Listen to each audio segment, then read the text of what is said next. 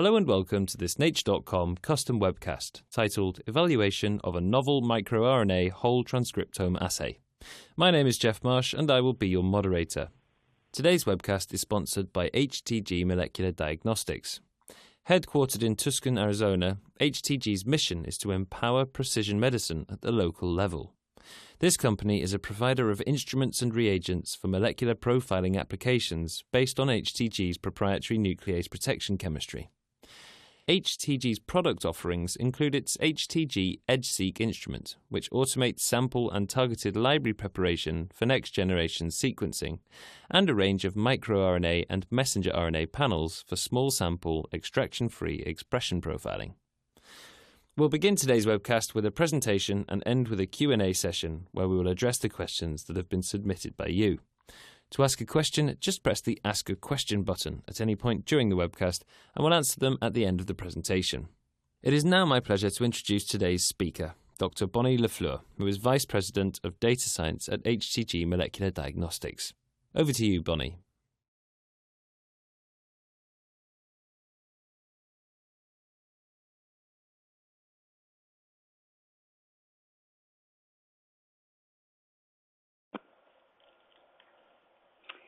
Hello from Tucson.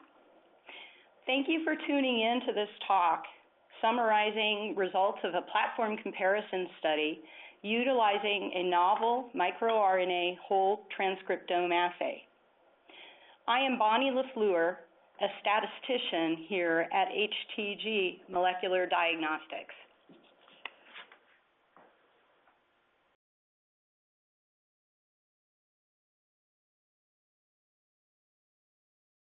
As many of you know, we have three primary learning objectives for this webinar. The first is to learn about some of the objectives and strategies for genomic platform comparison studies, understand performance metrics that can be used to evaluate platform comparison studies, and to review analytic outcomes through a case study utilizing an assay, the HTG EdgeSeq microRNA whole transcriptome assay.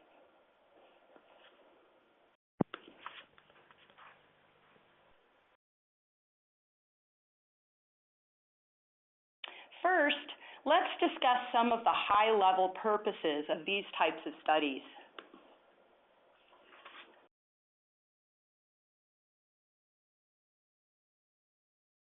We'd like to identify the most suitable platforms or assays for specific jobs.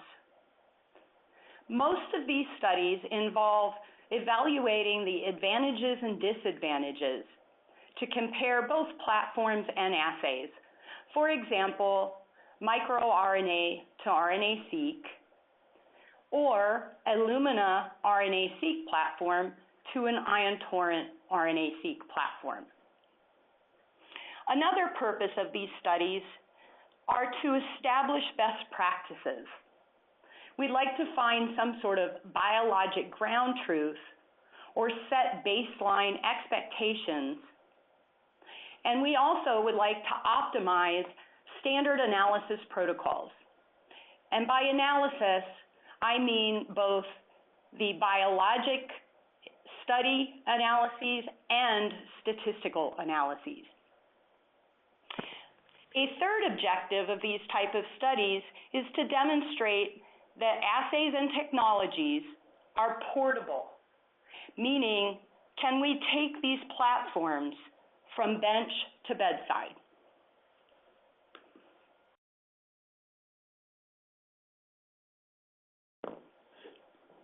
There are a lot of published literature that describe these studies. One of the most well-publicized type of platform comparison studies actually originated by the FDA. The Microarray Quality Control, or MAQC set of studies were designed by a consortia.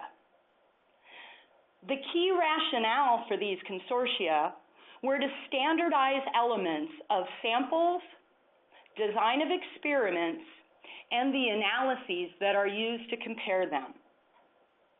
Results from these studies included QC metrics, reference data sets so that people can develop novel statistical methods for future analyses, to obtain performance metrics that enable us to evaluate the advantages and disadvantages of new platforms, and also to develop strategies for regulatory and predictive science, meaning diagnostic utility.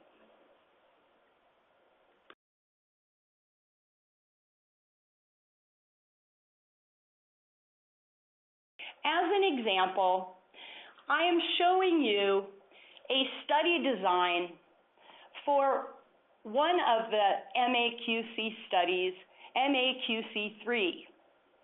This was actually a sub-study of the larger study. And the primary utility of this sub-study was to develop and standardize approaches to assess, report, and compare technical performance of differential expression for RNA-seq experiments. This study also provided a method of determining limit of detection ratio, which allows us to evaluate differential expression as a function of transcript abundance. The primary output of this study was a package that was freely available on the web using Bioconductor and R statistical packages, and it was called the ERCC dashboard. The design of this study highlights the importance of having clarity around the samples that are used, as well as details around the preparation of these control samples. For example, this study required use of pools and subpools, and making the development of those pools and subpools standardized is the most important part of using these methods going forward.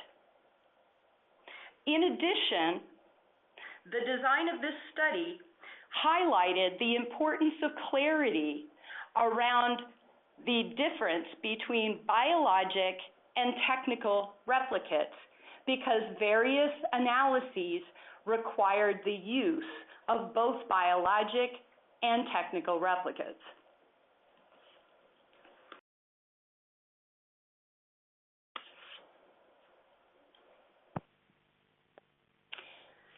The measures of performance for this sub-study included evaluating differential expression at titration ratios, limit of detection at titration ratios, as well as the variability and measurement of bias at the technical ratios. The tools that were provided around these three types of metrics were both for intra-laboratory, which would be more like a surveillance tool, as well as methods for conducting between laboratory or reproducibility experiments. It was the standardization of both these metrics and the statistical analytic tools that was the most important output from this sub-study.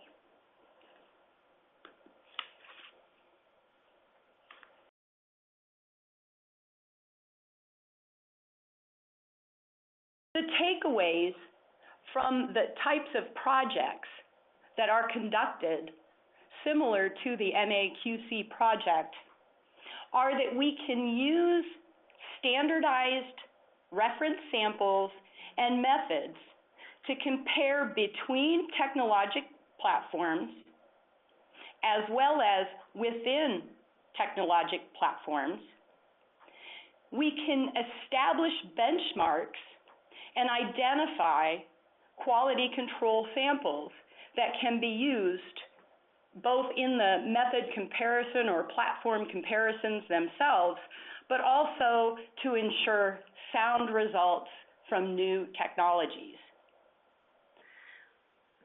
But one of the most important outputs from these types of studies are that we can develop best practices both in the laboratory and in our analyses.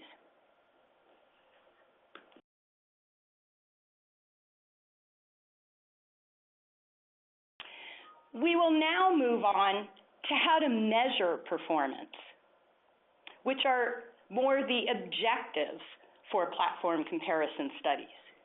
We need to define metrics that can then be used to either define success or select cases for which a particular platform might be more advantageous than a comparator platform.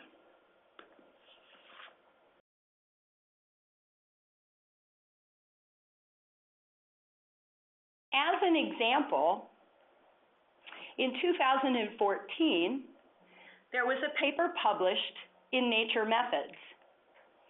It was called the MIR-QC study. This was microarray QC study. It was designed in a manner that was very similar to the MAQC set of studies. It included 12 platforms, 196 probes that were common among all of the 12 platforms.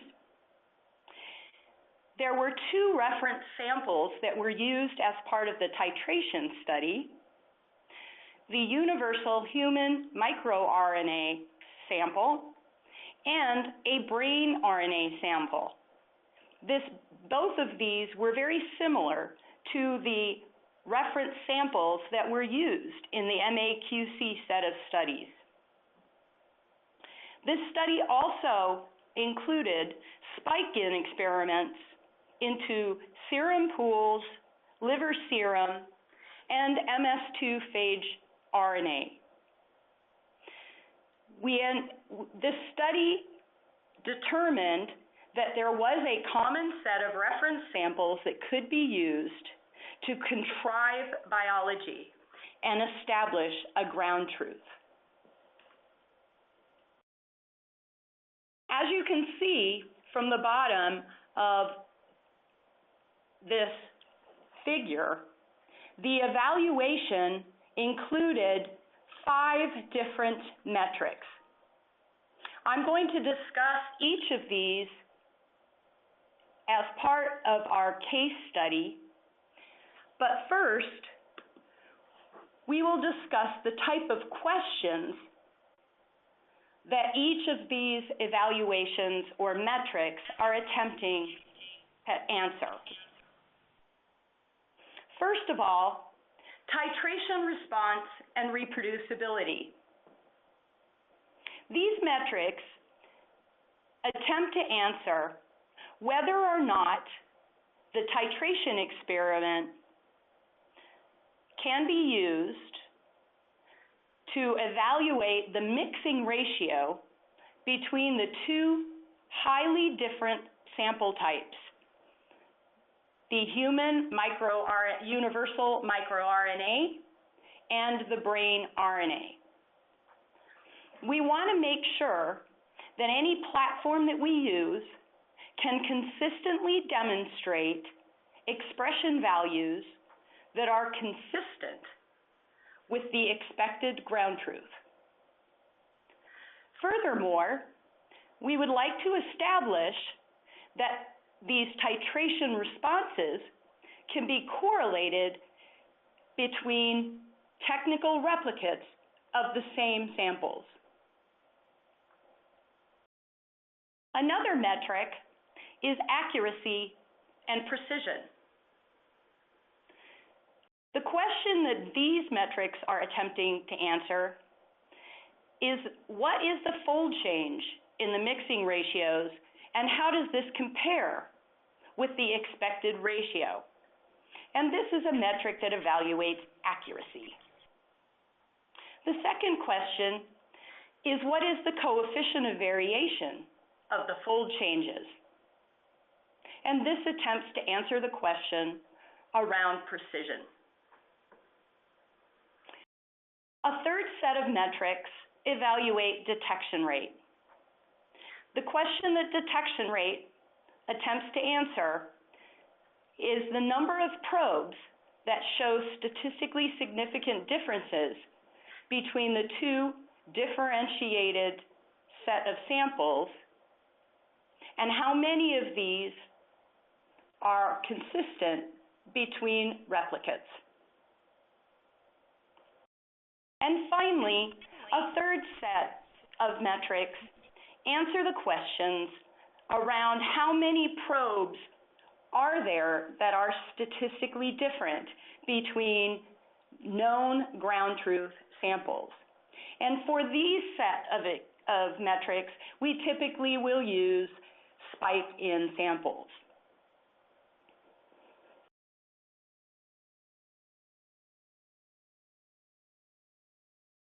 The important concepts to note around performance metrics are that they perform best when used with a set of samples that are well characterized under ideal biologic conditions, and the same set of samples are shared across assays and platforms. Further, well-defined experiments ensure that any differences between platforms are not due to any biases in operating procedures, but rather on the ideal advantages and disadvantages of platforms.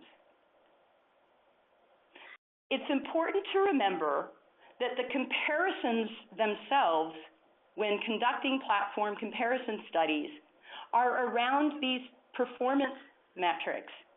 They're not a simple examination of expression between two platforms.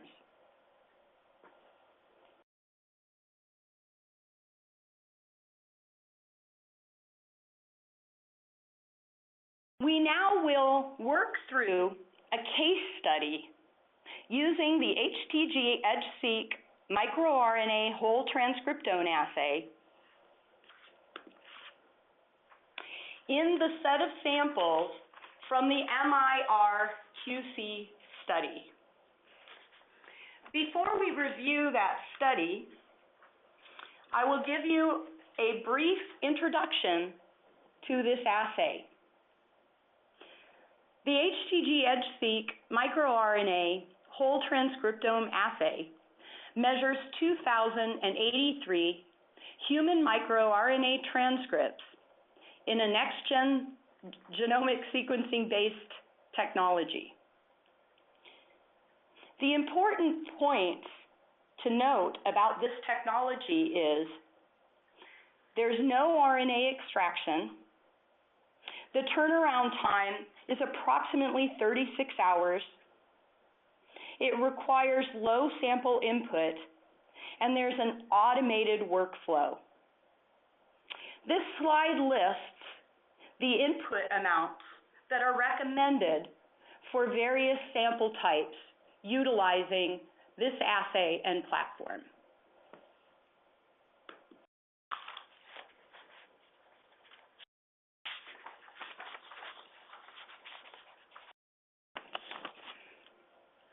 Before I get into reviewing some of the results from a platform comparison study, I'd like to review again the microRNA QC study.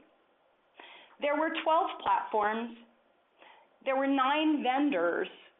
Some of the vendors had multiple platforms. They profiled 16 mandatory and 4 optional standardized positive and negative control samples. There were 196 common probes. For the HTG microRNA assay, we had 192 of the original 196 probes.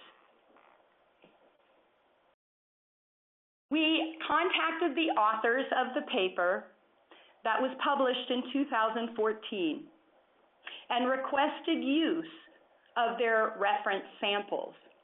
And they sent all 20 of them to us here in Tucson. We processed those samples per the standard operating procedures that were outlined as part of the microRQC platform comparison study.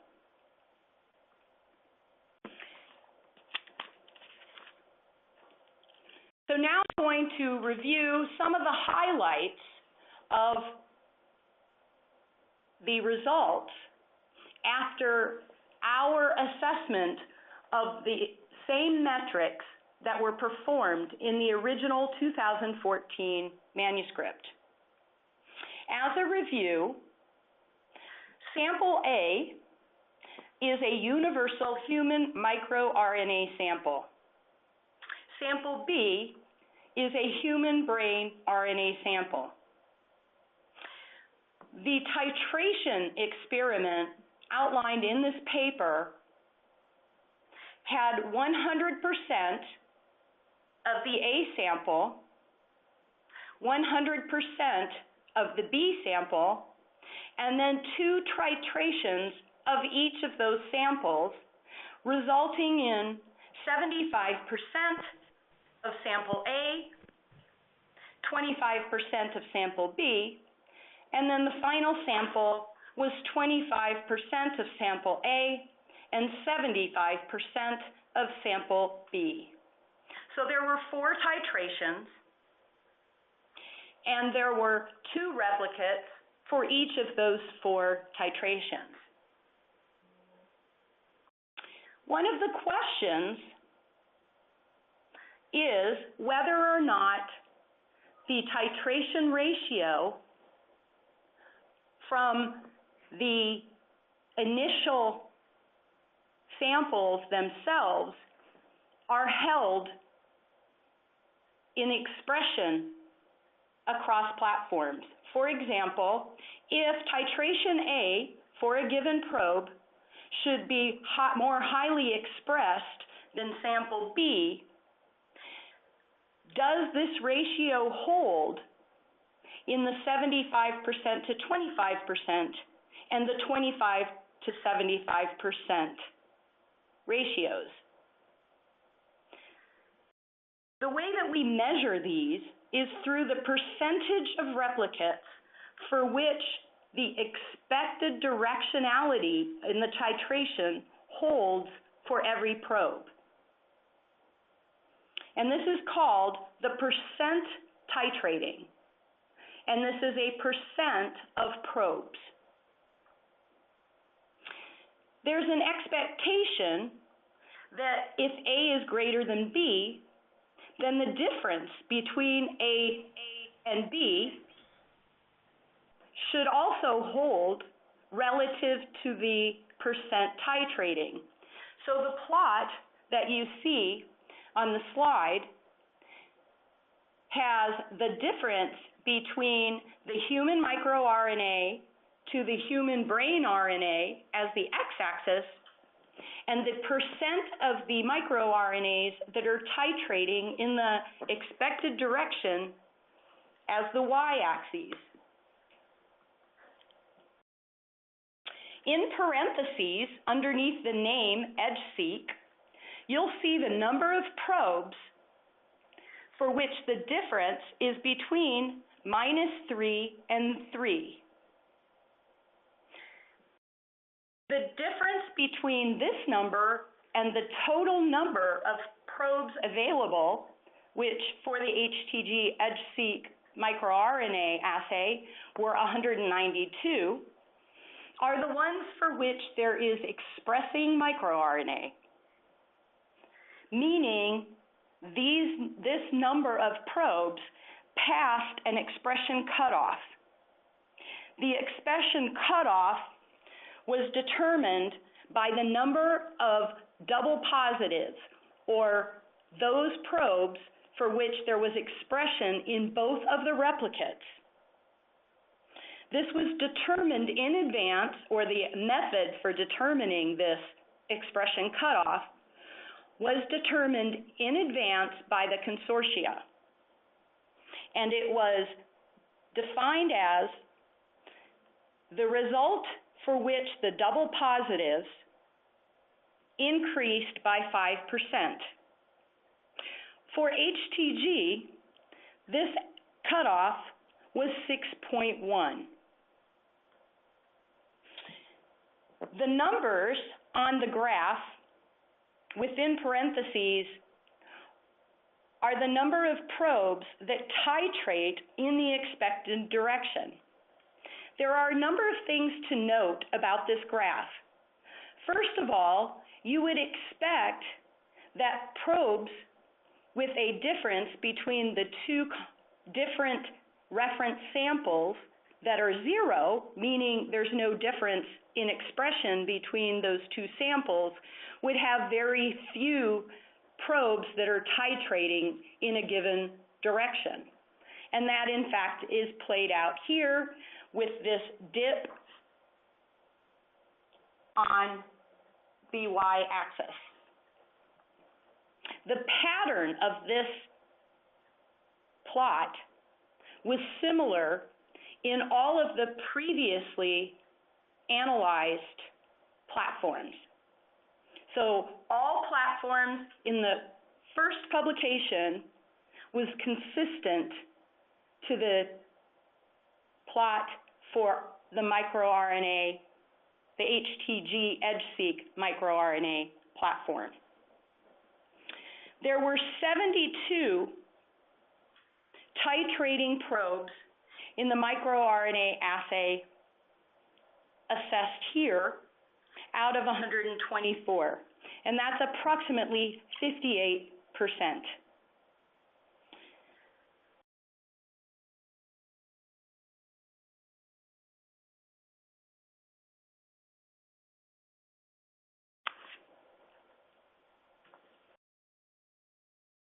That type of performance metric evaluates the titration response in a quantitative manner.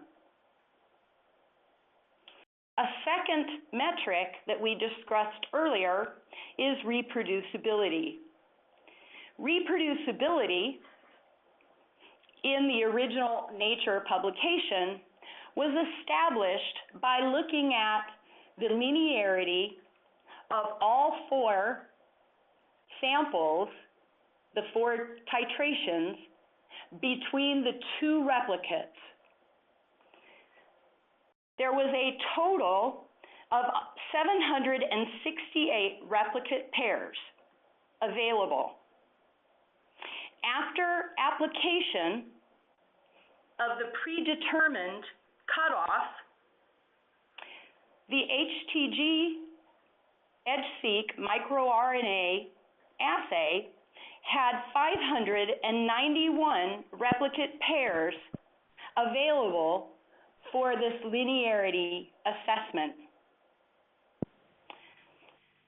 This percent that were available for the assessment is about 77%, which is very close to most of the other platforms that were included in the original study. Those regression plots are shown in the lower right-hand corner of this slide. And in the middle of your slide are the 2 replicate pairs for the 591 replicate pairs available using the HTG EdgeSeq microRNA whole transcriptome assay. You can see that these pairs are highly linear and have very low variability at the lower end of detection.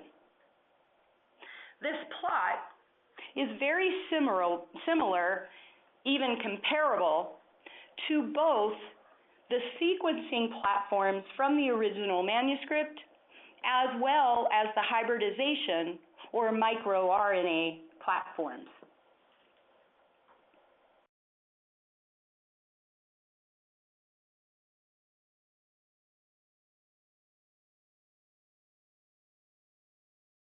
The third set of performance metrics are accuracy and precision. Accuracy and precision was established by taking only those probes for which the 100% of human microRNA and 100% brain RNA, or the reference samples with 100% titration, are expressed. For those probes for which the A and B samples were expressed, then the C and D samples, which were the titrations, 75 to 25, express threefold or higher. Now again, these titration experiments have ground truth set in advance, and so the expectation is that for all expressing probes, the C and D ratios should express in a threefold change. And this could be either higher or lower, depending on which of the samples is a high or low expressor. The plot in the center of the screen shows on the y-axis the fold change with a dashed line demonstrating the threefold change. All of the 35 probes that were expected to express within a threefold difference are included on the plot as dots and also highlighted into whether they were expressing in the first, second, third, or fourth quartile. You can see that the HTG-EdgeSeq microRNA Whole Transcriptome Assay had a median fold change of 2.44. This is very close to the expected threefold change. In the manuscript, the authors actually quoted the substantial difference that was seen between platforms with respect to the deviation.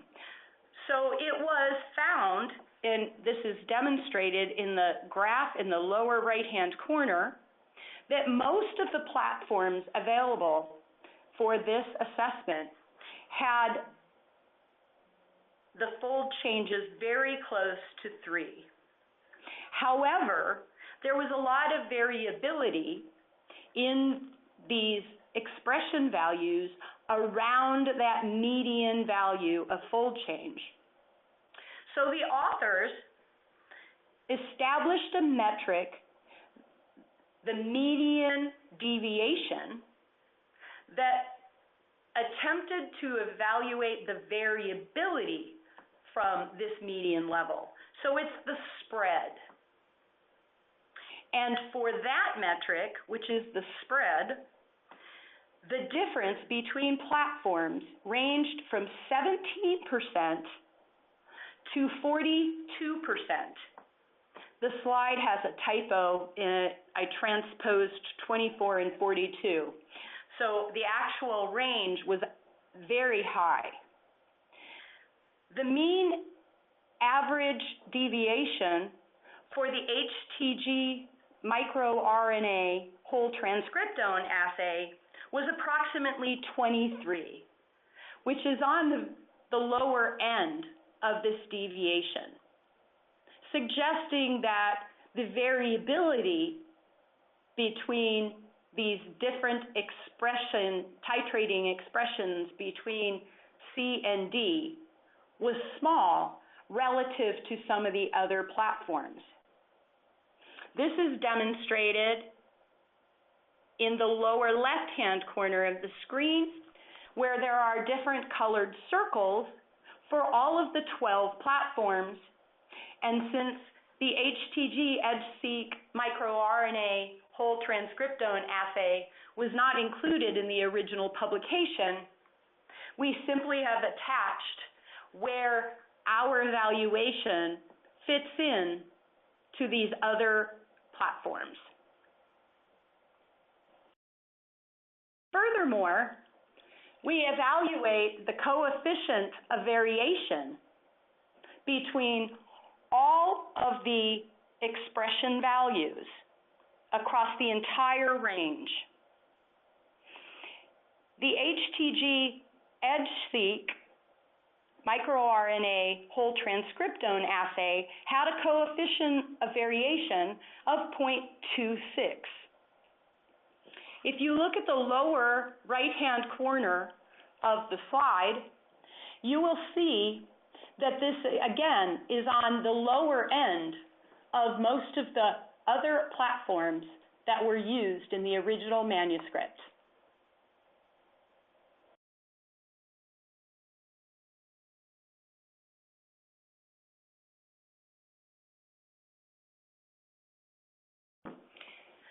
Finally, the last performance metric that we'll be discussing is detection rate and specificity.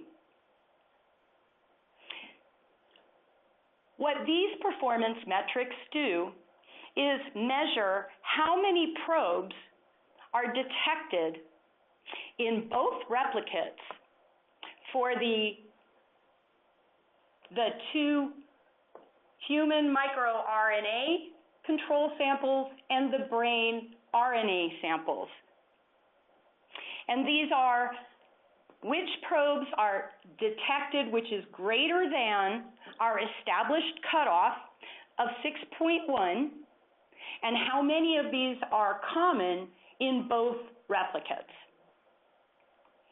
The HTG EDGE-seq microRNA whole transcriptome assay determined that there were 157 of probes that were detected in both replicates. This is higher than many of the other platforms, regardless of their type.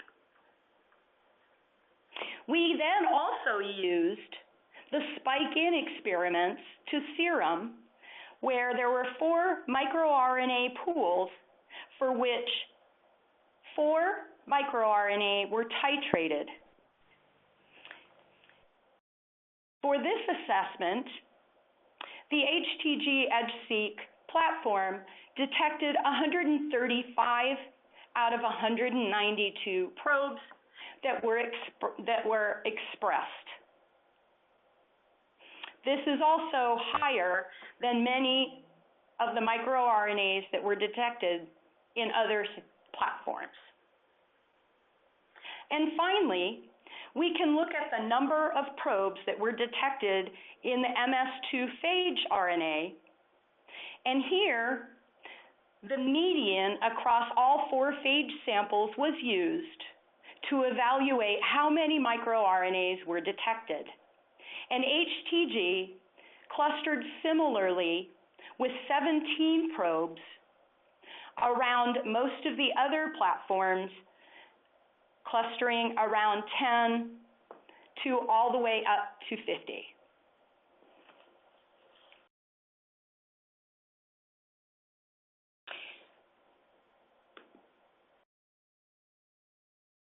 An additional method or performance metric that's used is differential expression. This plot demonstrates the differential expression between the A and C titrations versus the B and D titrations. So they're clustered together, or they're combined. And this plot shows the expression difference on the log2 scale on the x-axis and the minus log 10 of the p-value on the y-axis. There is a dashed line that represents a p-value of 0.05, which is the typical threshold that's used for differential expression. Often, this is called the point of the false positives. So anything above this dashed line are considered falsely positive in either a low expression difference or a high expression difference. The number of differentially expressed probes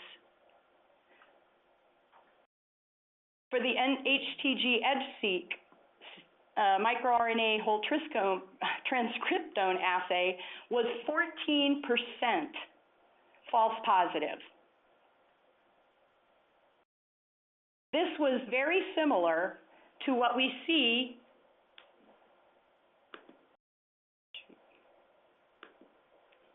on the lower right-hand corner of the slide.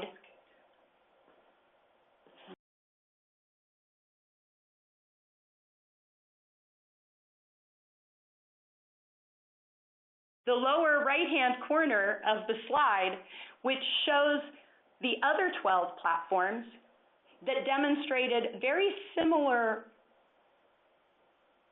plot in a very similar form of the plot, and each of those percent false positive rates are given at the top of the graph.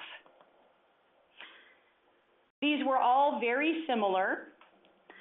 One thing to note is that for the HTG microRNA whole transcriptome assay evaluation, we did not apply the 6.1 expression cutoff before performing this analysis.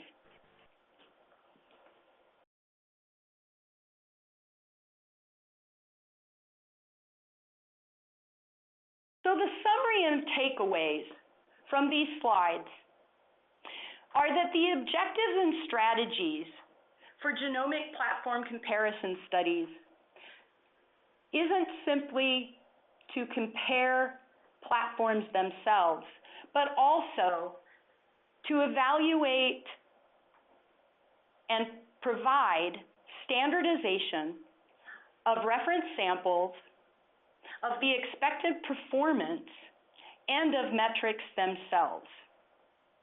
The performance metrics are used to compare between platforms and assays, and more importantly, we need to understand that there are advantages and disadvantages to all platforms, and that some are likely to be better in certain situations than other situations.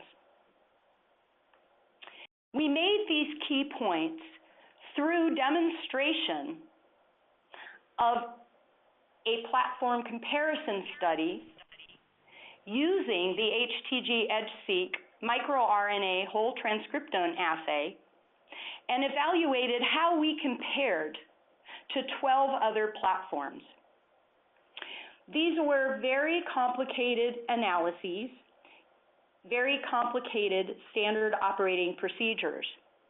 And if you'd like more information about this case study or any other platforms available at HTG Molecular Diagnostics, we encourage you to come to our website or come by the HTG booth at ESHG Saturday, May 27th to Monday, May 29th in Copenhagen. We now will move to the open question portion of this webinar. Okay, thank you very much, Bonnie, for your presentation.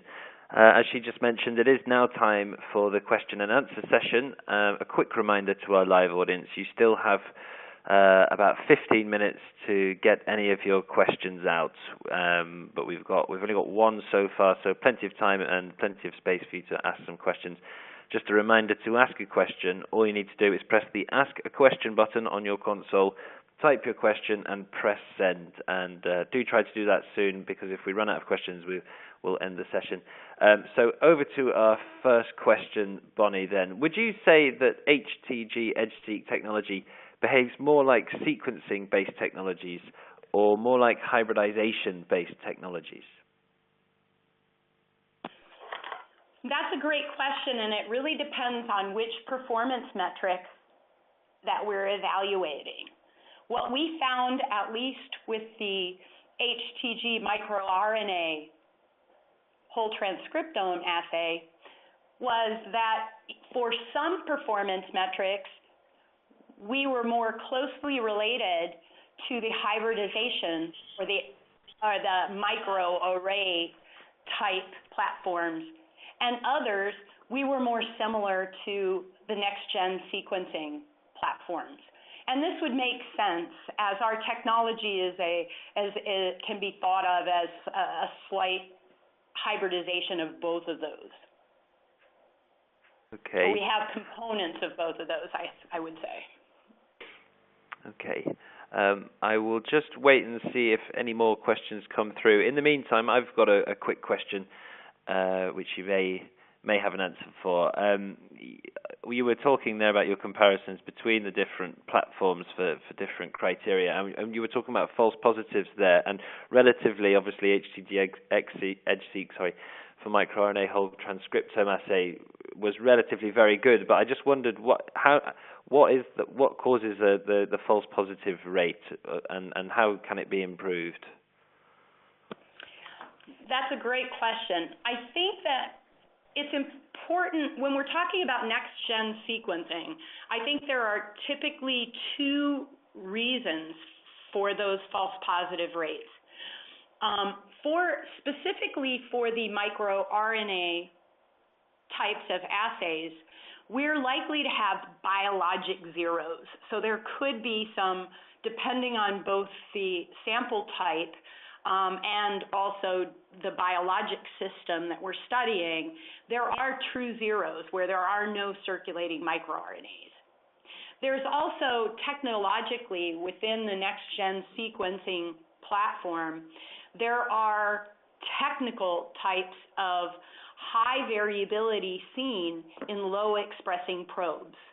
And this can result in differences that are not detected statistically, not meaning that they're there or they're not there, but just statistically we're unable to detect them.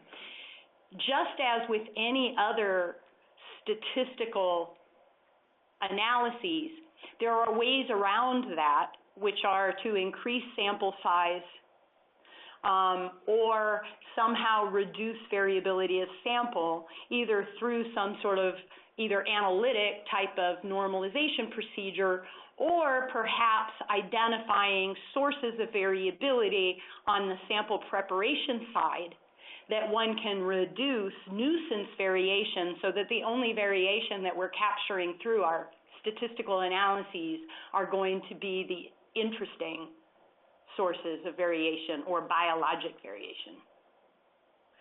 Okay, thank you, Bonnie. We've had not so much a question, more a prompt. Someone who was very keen to hear a little bit more, a few more comments from you on 6.1 log2 expression cutoff. I wonder if you'd like to say anything about that. Sure. Now, let me go back. I want to make sure that I am expressing this properly. So we followed the suggested, so the authors of the original 2014 paper gave all platforms who wanted to be evaluated as using these reference samples the ability to either determine our own cutoff or use their suggested approach.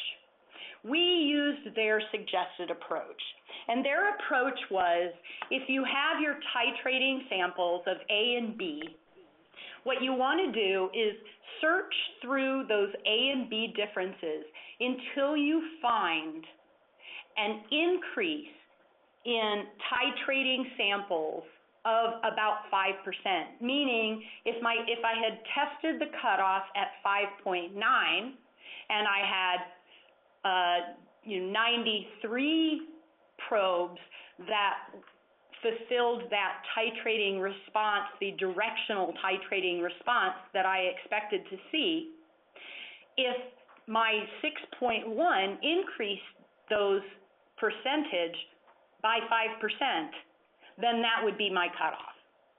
And so this was an approach that's outlined in the analysis section on the Nature website for this paper. And so we decided to just use the author's suggested approach. Okay. Well, I think that definitely answers that person's question. And currently we don't have any more questions. I'll wait. I'll speak very slowly and just see if any pop in last minute. But if there are no more, please, everyone, remember you can watch this webcast again at any time on demand at nature.com/webcasts. Nope, still no more questions. So I'd like to thank you, Bonnie Lafleur, for your presentation and for answering everyone's questions there. I would like to also thank the webcast sponsor, HTG Molecular Diagnostics. And of course, I'd like to thank you, the audience, for taking the time to be with us today. Thanks for watching, and I hope you'll join us again for our next webcast. Goodbye. Goodbye.